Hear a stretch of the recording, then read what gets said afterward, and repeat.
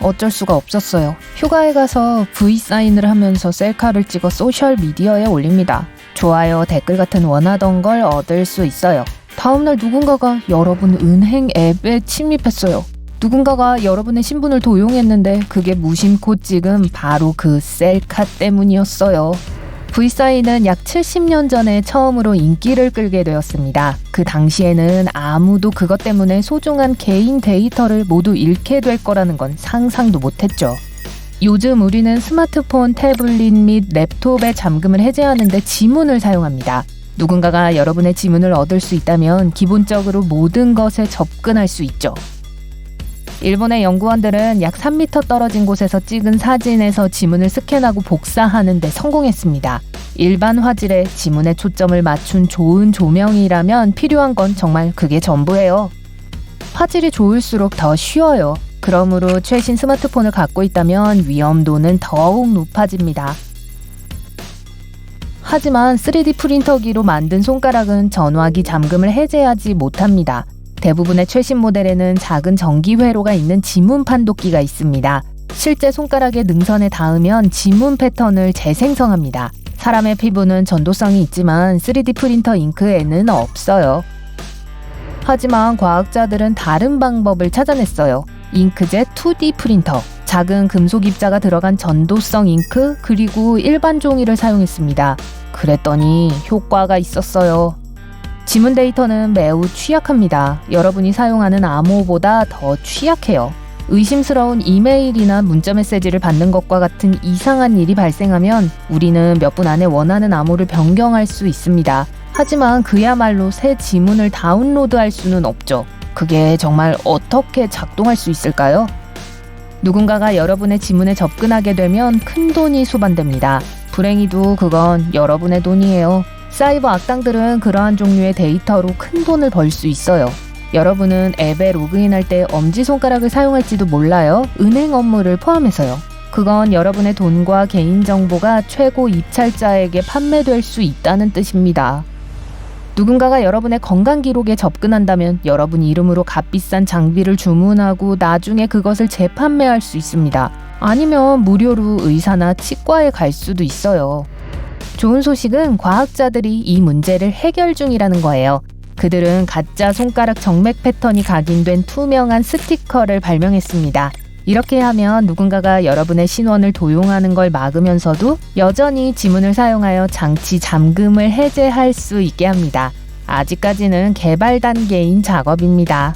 또 다른 옵션은 생명 감지입니다. 휴대폰이 지문을 읽은 후에는 고개를 끄덕이거나 윙크를 하거나 미소를 짓도록 요청합니다. 그런 방식으로 전화기는 지문이 진짜 주인에게 속한다는 걸 알 수 있어요. 그걸 가짜로 꾸밀 수 있는 방법은 없어요. 만약 여러분이 기회가 있을 때마다 V 표시를 한다면 새로운 포즈를 생각해보는 게 좋을 거예요. 샤카 사인도 있고 두 엄지척도 있고 엄지와 검지손가락 사이에 턱을 괴는 그 멋진 동작도 있잖아요. 아니면 그냥 계속 하되 전화기의 지문 판독기를 비활성화하세요. 만일 그렇게 하기로 했다면 비밀번호에 대해 10배 더 주의해야 합니다. 비밀번호를 잃어버렸을 때 묻는 보안 질문에 대답할 때 창의력을 발휘하세요.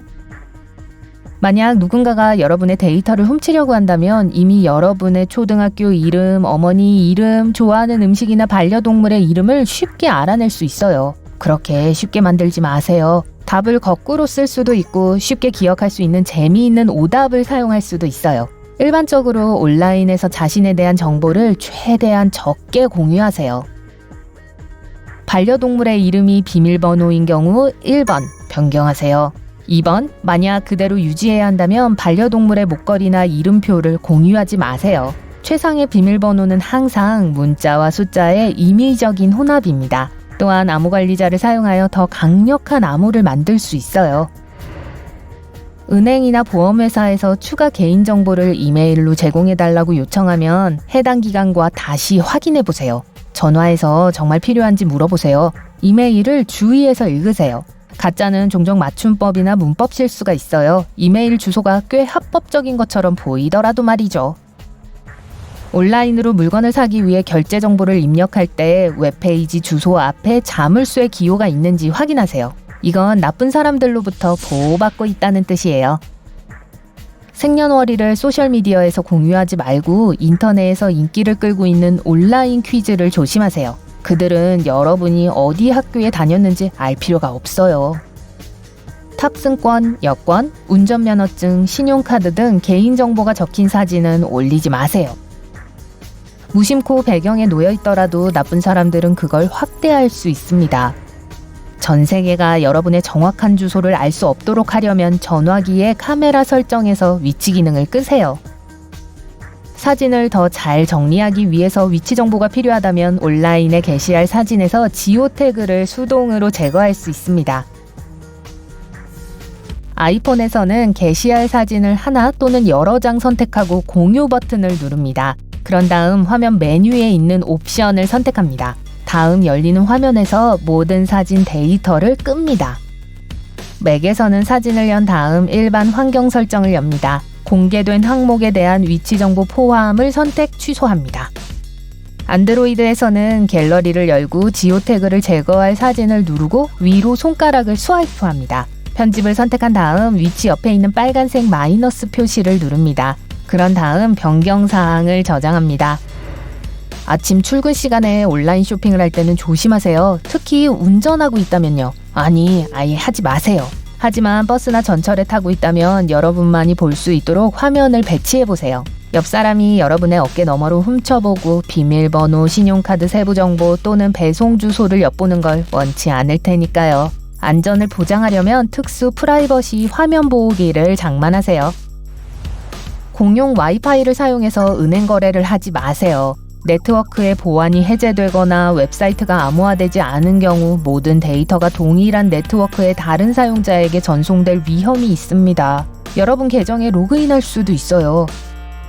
전화기에서 푸시 알림을 비활성화하거나 잠금 화면에서 볼 수 있는 것을 제한합니다.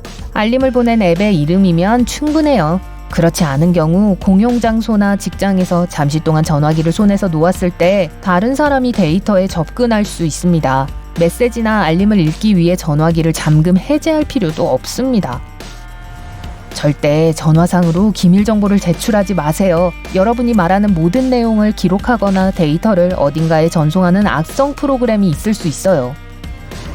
휴대전화가 예전보다 느리게 작동하고 설치한 기억이 없는 앱이 있는 경우 누군가에 의해 조종되고 있을 수 있어요. 또한 공식 앱스토어에서 온 것이 아닌 앱을 설치할 때 악성 프로그램이 휴대폰에 침투할 수 있습니다.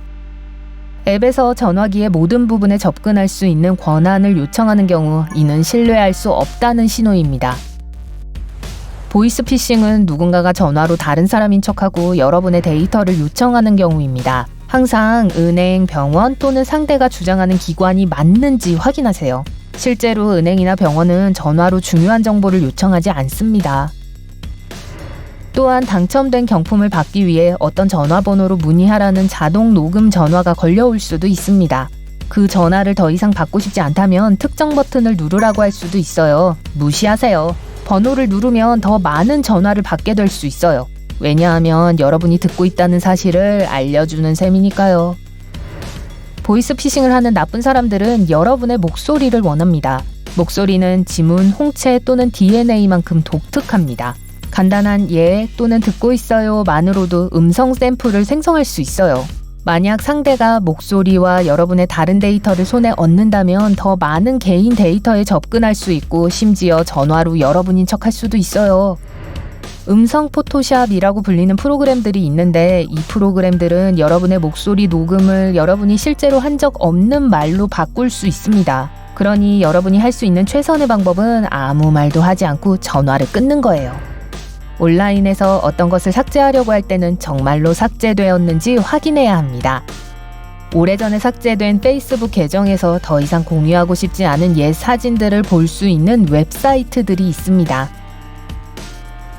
말하자면 만약 여러분이 영생의 증거를 찾고 있다면 바로 거기 있다는 거죠.